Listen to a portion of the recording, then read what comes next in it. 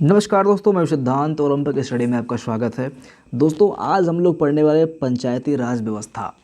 इसके अंतर्गत कभी कभी आपको स्थानीय स्वशासन भी देखने को मिल जाएगा। तो क्या है, दोनों में क्या अंतर है, सारी की सारी चीज़ों पे आज हम यहाँ पे विश्लेषण करने वाले हैं। बहुत ही आसान भाषा में ये चैप्टर, ये सीरीज़, ये पर्टिकुलर वीडियो हम देखेंगे और जो भी यहाँ से इम्पोर्टेंट क्वेश्चन आपके एग्ज़ाम में पूछा जाएगा वो भी हम यहाँ पे देखेंगे। तो पहले जो हम स्टार्ट करेंगे, ये हम महत्वपूर्ण क्वेश्चन से ही स्टार्ट करेंगे, क्वेश्चन आंसर सेशन से स्टार्ट करेंगे। थोड़ा सा यहाँ पे हम लगभग 5 से 6 क्वेश्चन थोड़ा सा आपको वार्म अप कर दूँ कि हाँ, इस तरह से क्वेश्चन इस चैप्टर से पूछा जाता है। ये चीज़ जब आपको पता चल जाएगी कि हाँ, इस चैप्टर से किस तरह का क्वेश्चन पूछा जाता है, तो शायद आपका इंटरेस्ट आगे भी बढ़ जाए।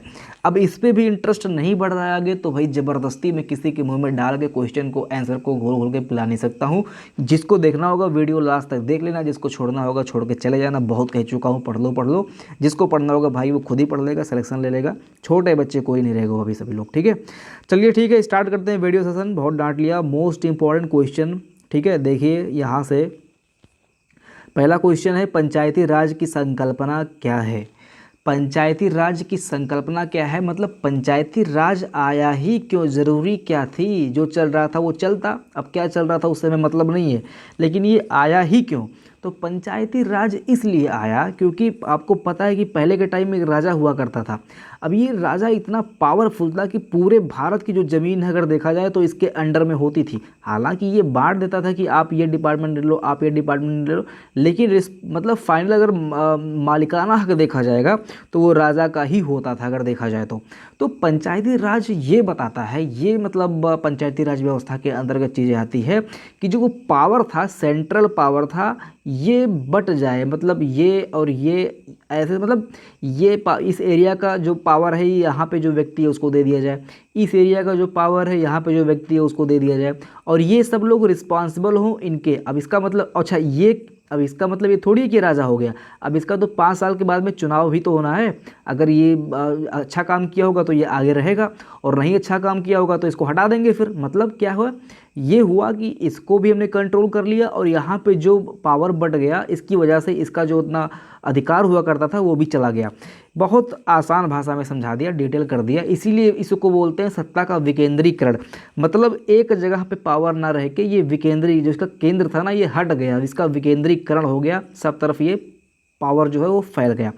ठीक है, तो यही है पंचायती राज की संकल्पना। यही चीज़ जो है पंचायती राज, यही पावर जो है बांट देता है। ठीक, अगला क्वेश्चन है, पंचायती राज की स्थापना किस उद्देश्य से की गई। जैसा कि मैंने बताया कि इसका जो सिस्टम था वो ये था, सत्ता का विकेंद्रीकरण, लेकिन इसका उद्देश्य मतलब इस चीज़ से क्या क्या चीज़ें देखी जाएंगी, वो है कृषि विकास, गौवंश संवर्धन, बागवानी, खादी ग्रामोद्योग, कुटीर उद्योग। ये चीज़ें मैंने क्यों लिखी हैं, क्वेश्चन मुझे इसलिए इम्पोर्टेंट लगा क्योंकि पंचायती राज की स्थापना किस उद्देश्य से की गई है, तो किसी को ये नहीं लग सकता है कि गौवंश संवर्धन से भी की गई है।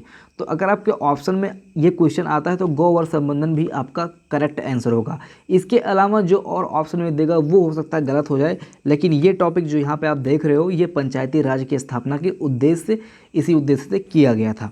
अगला देखिए, अगला क्वेश्चन है, पंचायती राज व्यवस्था में वास्तविक स्वराज के लिए किसको प्रमुख अंग माना जाता है। वास्तविक स्वशासन के लिए किसको प्रमुख अंग माना जाता है, तो ग्राम स्वराज को, या स्वराज ही मान लीजिए।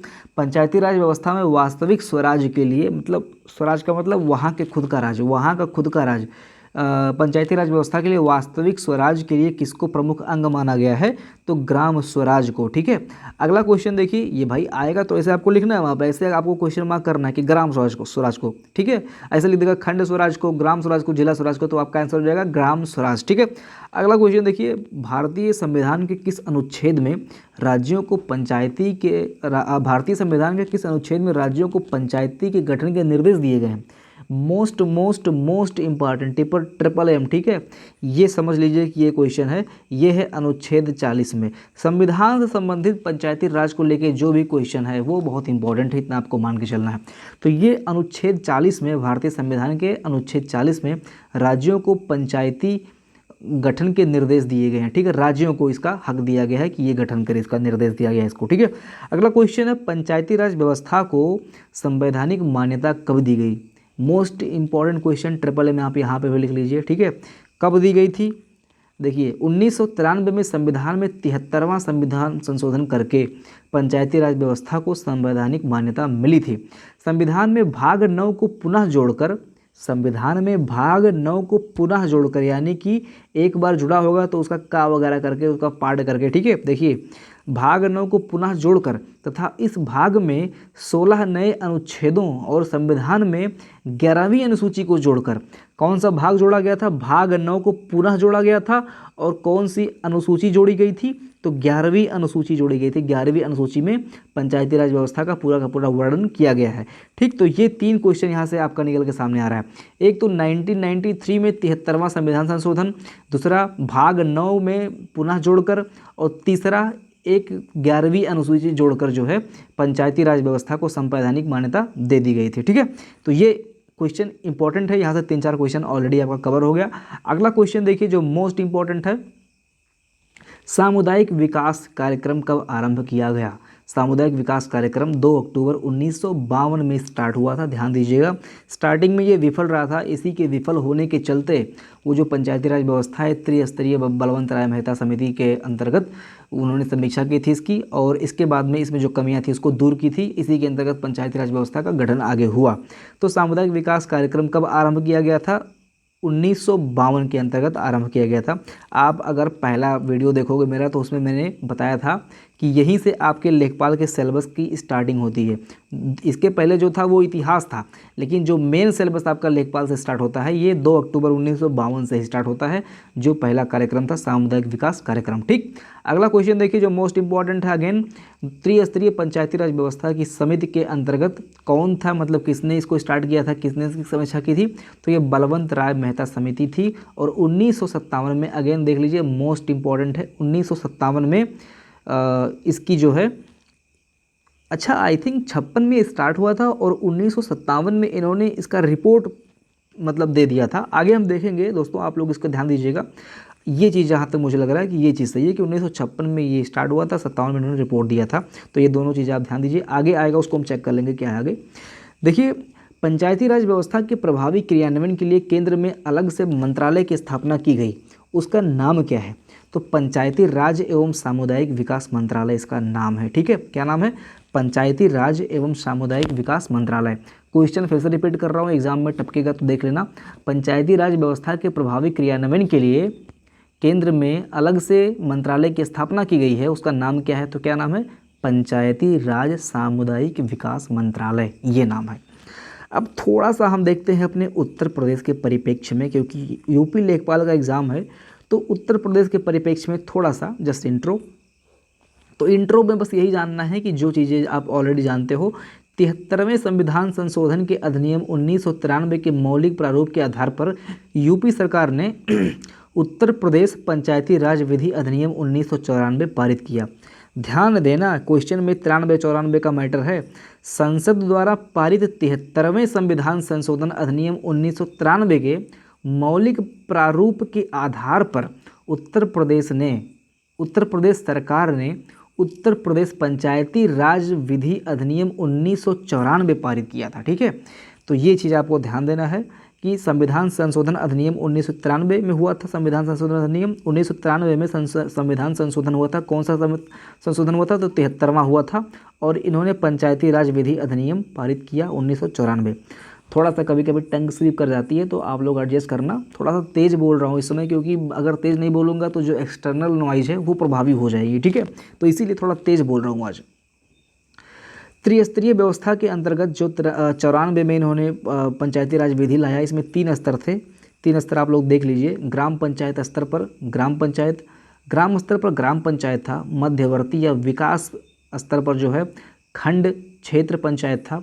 ऐसे देख लीजिए, मध्यवर्ती या विकास खंड स्तर पर जो है ये क्षेत्र पंचायत था, और जिला स्तर पर जिला पंचायत। ठीक, 3 चीज़ें थी इसमें। एक क्वेश्चन टपक सकता है, बेसिक क्वेश्चन है लेकिन इंपॉर्टेंट है। पंचायती राज व्यवस्था की मूलभूत इकाई क्या थी? तो पंचायती राज व्यवस्था की मूलभूत इकाई ग्राम होती है। ठीक है, एग्जाम में पूछेगा पंचायती राज व्यवस्था की मूलभूत इकाई जिला होती है, खंड स्तर होता है, या फिर ग्राम होता है? तो फिर क्या होता है भैया लोग? ग्राम होता है। ठीक है, अगला क्वेश्चन फिर से जो पूछता है, 1000 की जनसंख्या पर पंचायत क्षेत्र का गठन किया जाता है। पंचायत क्षेत्र का गठन कितनी जनसंख्या पे किया जाता है? तो 1000 की जनसंख्या पे पंचायत क्षेत्र का गठन किया जाता है। अब हम थोड़ा सा देखेंगे स्ट्रक्चर, इस पंचायती राज व्यवस्था का थोड़ा सा हम स्ट्रक्चर समझने की कोशिश करते हैं। इसमें देखिए, ये केंद्र सरकार ऊपर होती है, ऊपर बैठी होती है। अब इसका मतलब ये नहीं कि ये राजा साहब हैं, ये भी बदले जाते हैं 5 साल पे या इसके पहले ही कभी कभी गिर जाते हैं। हालांकि जब से मोदी जी आए हैं तब से सरकार स्टेबल हो चुकी है। तो केंद्र सरकार, पावर इनके हाथ में नहीं है, पावर का विकेंद्रीकरण होकर राज्य सरकार के अंतर्गत आया। इसके बाद में यहाँ से विकेंद्रीकृत होकर स्थानीय स्वशासन के पास आया और फिर बाद में फिर यहाँ से डाइवर्ट करके इनको बांट दिया गया। तो ये है पावर का विकेंद्रीकरण, जिसको बोलते हैं शक्ति का विकेंद्रीकरण। ठीक है, तो केंद्र सरकार इसके अंडर में थोड़ा बहुत काम करेगी, राज्य सरकार के अंतर्गत में स्थानीय स्वशासन। अब स्थानीय स्वशासन में देखिए 2 चीज़ें हैं, एक है ग्रामीण क्षेत्र और दूसरा है नगरीय क्षेत्र। ठीक, ग्रामीण क्षेत्र में जो स्वशासन करने का सिस्टम हुआ उसको 3 पार्ट में अगेन कैटेगराइज्ड किया गया।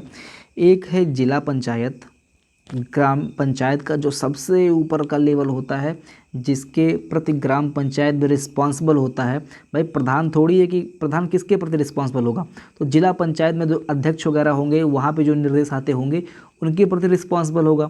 तो यही है इनके लिए, ग्राम क्षेत्र के लिए जो जिला पंचायत है ये ऊपर का लेवल है और इसका जो मेन है वो अध्यक्ष होता है। ठीक है, इसके बाद में इससे जस्ट लेवल पे नीचे आओगे तो खंड पंचायत, यानी कि कोई बड़ा एरिया जिसका उसका खंड बना दिया जाता है। तो कई सारे खंड हैं, उनको मिलकर जिला बनता है।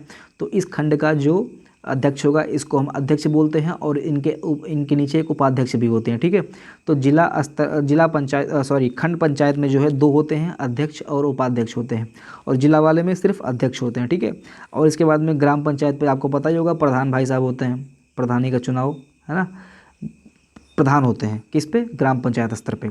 इसके बाद में फिर नगरीय क्षेत्र में देखेंगे अगर आप, भाई ये ग्रामीण क्षेत्र है।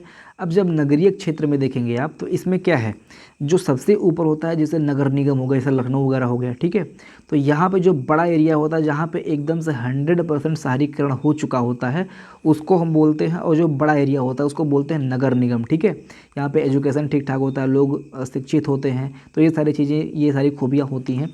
तो यहाँ पे क्या होगा, ये नगर निगम हो गए। अब यहाँ पे जैसे यहाँ पे अध्यक्ष थे, ऐसे ही इनका जो मेन होगा उसको हम बोलते हैं मेयर। और नगर निगम के बाद में नगर पालिका होती है, बेसिक सिटी जो होती है वो नगर पालिका होती है। ठीक है, या नगर पालिका परिषद होती है।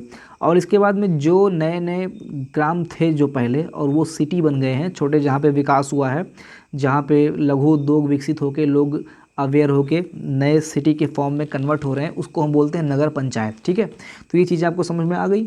नगर क्षेत्र में 3 अगेन हो गए, जो गांव से जल्द अभी शहर बना है उसको नगर पंचायत, इसके ऊपर जो सिटी डेवलप हो चुकी है उसको नगर पालिका परिषद, और जो बड़े बड़े सिटी हो गए जैसे लखनऊ हो गए, कानपुर हो गया, ये नगर निगम हो गया। ठीक, इसके बाद मैंने बता दिया ग्रामीण क्षेत्र का ऑलरेडी हो गया है। तो ये इसका स्ट्रक्चर है किसका, स्थानीय स्वशासन का। ठीक है, आगे देखिए इसको हम कैसे प्रारूप में लाए, ये जो मैंने बताया अभी, ये प्रारूप में कैसे आया, कौन कौन सी समितियां बनी, कैसे कैसे चीज़ों को सुधार किया गया, तब जाके ये चीज़ें निकल के सामने आई हैं।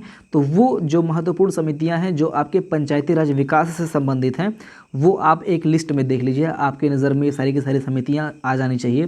क्वेश्चन एग्जाम में पूछ लेगा कि निम्नलिखित में से कौन सी समिति पंचायती राज व्यवस्था से संबंधित नहीं है, तो दे देगा सचिन तेंदुलकर समिति। ठीक है, तो वो पंचायती राज व्यवस्था से संबंधित नहीं है। वो किससे, सचिन तेंदुलकर, मैंने बोला तेंदुलकर समिति, तो वो गरीबी से संबंधित है। ठीक है, ऐसे ही क्वेश्चन आपसे पूछ सकता है कि पंचायती राज व्यवस्था से संबंधित निम्नलिखित में से कौन सी समिति है, तो ऐसे 2-4 देगा जिसमें जो नहीं होगा, और वो फिर जो होगा उस पर आपको क्लिक कर देना है।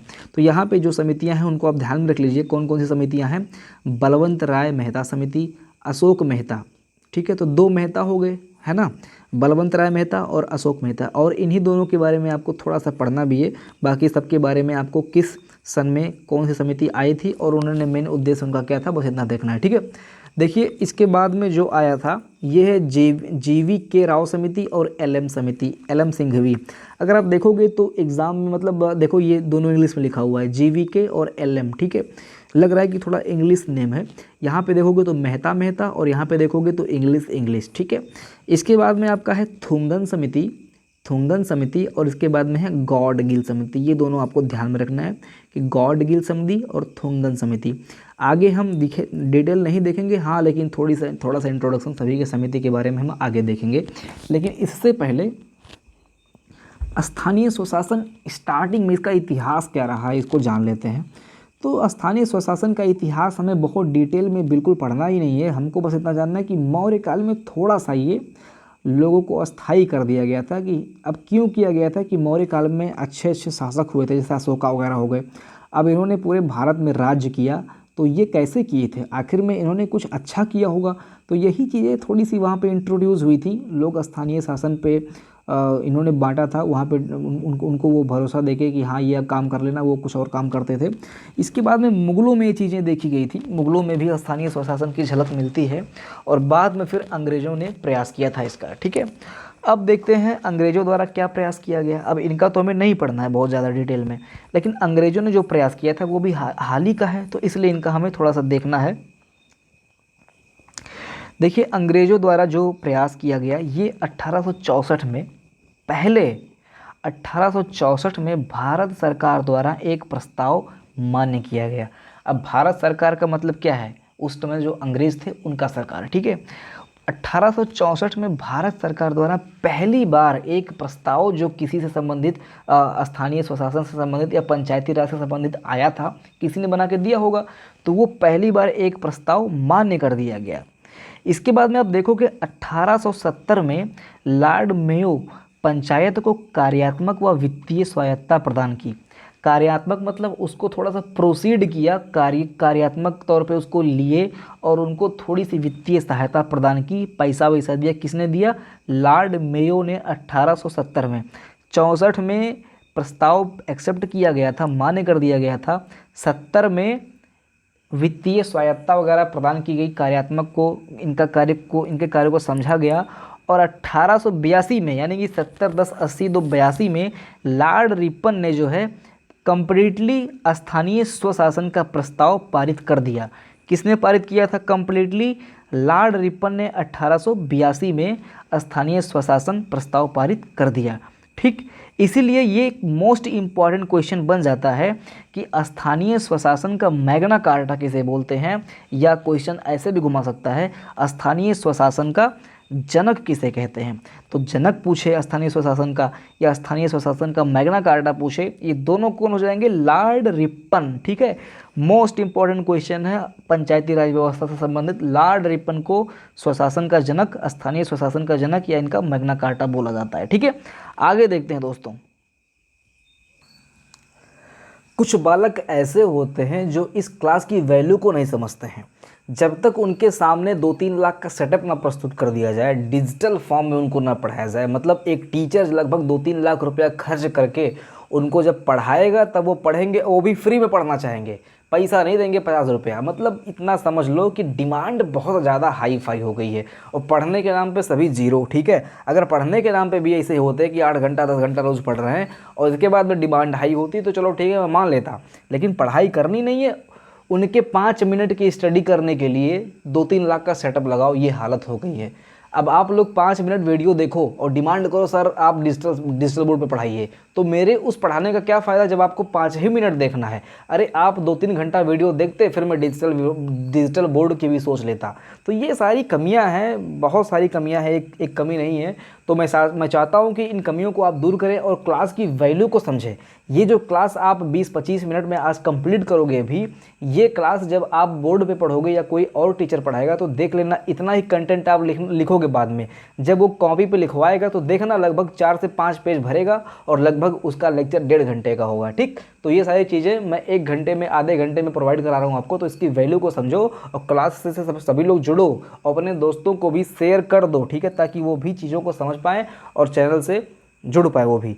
देखिए 1935 में भारत सरकार अधिनियम द्वारा स्थानीय शासन को पूर्णतया राज्य का विषय बना दिया गया। 1935 में जो भारत शासन अधिनियम पारित हुआ था उसमें स्थानीय शासन को पूर्णतः राज्य का विषय बना दिया गया। इसके पहले केंद्र के अंडर में था, लेकिन 1935 के बाद में इसको राज्य का कंप्लीट विषय बना दिया गया। अगला क्वेश्चन देखिए, सामुदायिक विकास 1952 कार्यक्रम को सफल बनाने के लिए ग्रामोद्धार समिति, अच्छा निम्नलिखित में से कौन सी समिति का नाम ग्रामोद्धार समिति है, ये भी क्वेश्चन में अगर दे दे, या फिर ग्रामोद्धार समिति की स्थापना कब हुई थी, तो जो बलवंत राय मेहता समिति की स्थापना हुई थी वही ग्रामोद्धार समिति की स्थापना हुई थी। ठीक है, तो कंफ्यूज बिल्कुल भी नहीं होना है। ठीक, जैसा कि मैंने बताया था दोस्तों, ऊपर जो मैंने लिखा था 1957 वो आप यहाँ पे देख सकते हो। 1956 में ये समिति गठित हुई थी और 1957 में इसने रिपोर्ट प्रस्तुत किया था। ठीक है, तो आप यहाँ पे देख सकते हो, मैंने उसको लिखा हुआ है। मैंने क्या बोला अभी कि ग्रामोद्धार समिति का नाम बलवंत राय मेहता समिति है, और 1952 सामुदायिक विकास कार्यक्रम में जो कमियाँ थीं उनको दूर करने के लिए, उसकी समीक्षा करने के लिए बलवंत राय मेहता समिति की स्थापना की गई। आगे देखिए, बलवंत राय मेहता समिति जो कि मोस्ट इम्पॉर्टेंट है, इसके बारे में थोड़ा सा हम देखेंगे ताकि इससे जो क्वेश्चन आए वो आप एग्ज़ाम में कर लो। तो जो मैंने बताया, इसकी समिति की जो गठन हुआ था इसका, ये 1956 में हुआ था, और इसकी जो रिपोर्ट प्रस्तुत की गई थी वो 1957 में प्रस्तुत कर दी गई थी कि हाँ भाई ये चीज़ है, इसमें ये कमी है। ठीक है, और इसको ऐसे सुधार कर सकते हो।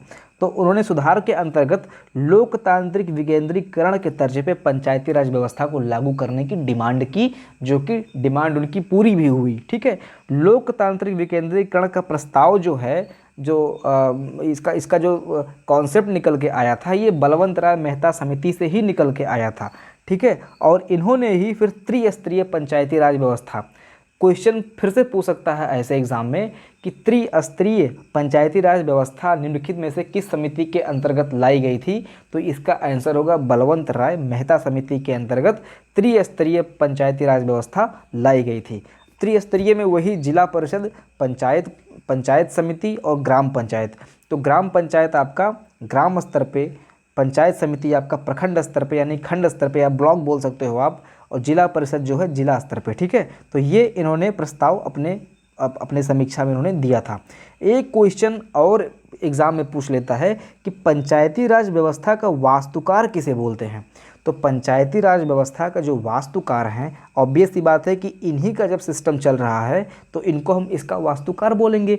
तो BR मेहता लिख दे एग्जाम में, या फिर बलवंत राय मेहता को हम पंचायती राज व्यवस्था का वास्तुकार बोलते हैं। ठीक, इसके बाद में देखिए 1958 में राष्ट्रीय विकास परिषद द्वारा इसको एक्सेप्ट कर लिया गया। इन्होंने रिपोर्ट कब प्रस्तुत किया, 1957 में। कब प्रस्तुत किया रिपोर्ट, 1957 में। समिति कब बनी थी, 56 में। इसको एक्सेप्ट कब कर लिया गया था, 1958 में। किसके द्वारा, राष्ट्रीय विकास परिषद के द्वारा। ठीक है, तो ये सारी चीज़ें आपको बलवंत राय मेहता समिति के अंतर्गत जाननी है। अब देखिए, इसके बाद में अगला पॉइंट आपको याद रखना है कि 2 अक्टूबर 1959 को 58 में राष्ट्रीय विकास परिषद के द्वारा इसको एक्सेप्ट कर लिया गया, और 59 में 2 अक्टूबर 1959 में पंडित जवाहरलाल नेहरू ने राजस्थान के नागौर जिले में पंचायती राज व्यवस्था को स्टार्ट किया। देखिए, एग्ज़ाम में कभी कभी कंफ्यूज करता है आपको कि पंचायती राज व्यवस्था को कब स्टार्ट किया गया। तो ध्यान से देखिएगा कि अगर औपचारिक लिखा हुआ है तो ये राजस्थान का नागौर जिला होगा। ठीक है, और अगर लिखा आएगा एग्जाम में कि प्रायोगिक रूप से कब लागू किया गया, कहाँ लागू किया गया, तो ये आपका एग्जाम में आंसर होगा आंध्र प्रदेश। ध्यान दीजिएगा, कंफ्यूज करके ही क्वेश्चन पूछेगा, आराम से क्वेश्चन नहीं देगा वहाँ पे। ठीक है, तो ये ध्यान देना कि जब ये पूछेगा कि औपचारिक रूप से सर्वप्रथम कहाँ पे लागू किया गया, तो 2 अक्टूबर 1959 में पंडित जवाहरलाल नेहरू। ध्यान देना कि दोनों के टाइम में, जब आंध्र प्रदेश में लागू हुआ और राजस्थान में लागू हुआ, तो दोनों के टाइम में पंडित जवाहरलाल नेहरू PM थे। किस प्रधानमंत्री के कार्यकाल में पंचायती राज व्यवस्था को लागू किया गया? तो पंडित जवाहरलाल नेहरू के कार्यकाल में। ठीक है, तो ये सारी चीज़ें आपको रिमार्क करनी है, याद करनी है। एक क्वेश्चन ऐसे और देखिए यहाँ पे कुछ लिखा हुआ है, घुमाने के लिए बोल सकता है। पहली बार संपूर्ण राज्य में कब लागू हुआ? तो पहली बार संपूर्ण राज्य में वही राजस्थान का नागौर जिला आपको बोलना है। ठीक है, पहली बार संपूर्ण राज्य में कब लागू किया गया? तो राजस्थान का नागौर जिला। ठीक है, इसके बाद में अगली जो समिति है वो है अशोक मेहता समिति, जो कि 1977 में आई थी। असफलता के कारणों का अध्ययन करने के लिए, असफलता के कारणों का मतलब ऐसा नहीं कि बलवंत राय मेहता की जो समिति थी उसको वो अभी असफल हो गया था। बस ऐसे ही जो सामुदायिक विकास कार्यक्रम 1952 में बना था उसकी असफलताओं का अध्ययन करने के लिए, और इन्होंने इन्होंने 2 स्तरीय व्यवस्था मांगी थी, मतलब डिमांड की थी। इनकी समीक्षा में जिन चीज़ें निकल के आई थी, तो अशोक राय मेहता में 2 स्तरीय है ये, और जो बलवंत राय मेहता थी वो त्रिस्तरीय है। और अशोक मेहता की समिति में जो 2 स्तरीय हैं वो जिला में जिला परिषद और मंडल में मंडल परिषद। बस फिलहाल आप इतना जान लीजिए कि इन्होंने 2 स्तरीय पंचायती राज व्यवस्था की मांग की थी। डेट इंपॉर्टेंट याद रखना कि 1977 यानी कि 1977 में अशोक मेहता समिति आई थी। ठीक है, और असफलता के कारणों का अध्ययन करने के लिए उतना ज़रूरी नहीं है। डेट अशोक मेहता समिति और 2 स्तरीय थी, ये आपको याद होना चाहिए। इसके बाद में हम देखते हैं राव समिति। राव समिति जो आई थी ये 1985 में आई थी, और इसका जो मेन उद्देश्य था ये था गरीबी उन्मूलन। राव कौन से राव भाई? ये देखिए यहाँ पे नाम लिखा होगा JVK राव। ठीक है, ध्यान देना, कौन से राव हैं ये? JVK राव। ठीक, यही GVK राव है। तो इनका जो समिति है ये कब आई थी? ये आई थी आपका 1985 में। 1985 में राव समिति आई थी। इसका जो मूल उद्देश्य था ये था गरीबी उन्मूलन और अनुसूचित जाति एवं जनजाति तथा महिला आरक्षण। देखिए दोस्तों, ये क्वेश्चन रिपीट किया गया है और पूछा भी गया था, कौन सी समिति अनुसूचित जनजाति से संबंधित है और महिला आरक्षण को बताती है, या मतलब इसको प्रमोट करती है, या इसके समीक्षा में निकल के आया था। क्वेश्चन कुछ भी घुमा के दे सकता है। या फिर कौन सी समिति महिला आरक्षण किस समिति के अंतर्गत महिला आरक्षण का प्रावधान लाया गया? तो ये थी राव समिति 1985। ठीक है, अगला क्वेश्चन देखिए, ये है सिंघवी समिति। सिंघवी समिति अगेन 1987 में आया था। पंचायतों को आर्थिक रूप से आत्मनिर्भर बनाना। ऐसा नहीं कि आज हमने पंचायती राज गठित कर दिया है और कर को फंड नहीं मिल रहा है, या फिर कोई आंतरिक गतिविधि के चलते उसमें कुछ आर्थिक विक्षेप आ रहा है, उसके चलते जो पंचायती राज व्यवस्था है वो टूट जाए या फिर यहाँ किसी अन्य फॉर्म में वो चेंज हो जाए। तो इसके लिए, इसको आत्मनिर्भर बनाने के लिए, पंचायतों को आर्थिक रूप से जो सपोर्ट मिले, इसके लिए इन्होंने प्रयास किया था। किसने? सिंघवी समिति ने 1987 में। अगला समिति आपको देखना है पीके थोंगन समिति। पीके थोंगन समिति जो है ये 1988 में आई थी, जस्ट 1 साल के बाद में, और इनका उद्देश्य था पंचायती को शक्तिशाली, मतलब पंचायती जो राज व्यवस्था है इसको और शक्तिशाली बनाया जाए तथा उसे संवैधानिक दर्जा प्रदान किया जाए। तो ये कोशिश की थी किसने? पीके थोंगन समिति। ठीक है, तो हमने समिति देख लिया, और समिति के अंतर्गत जो अब क्वेश्चन बनता है उसको हम देखेंगे।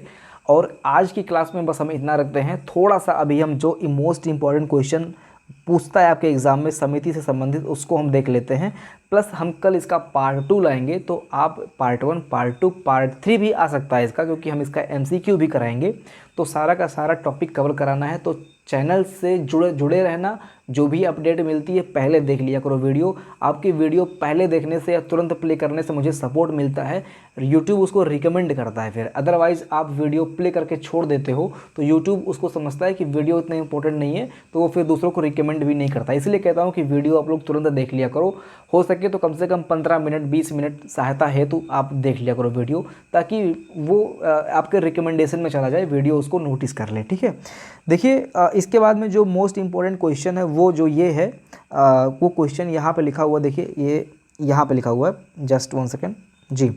भारत में किसके अंतर्गत पंचायती राज प्रणाली की व्यवस्था की गई?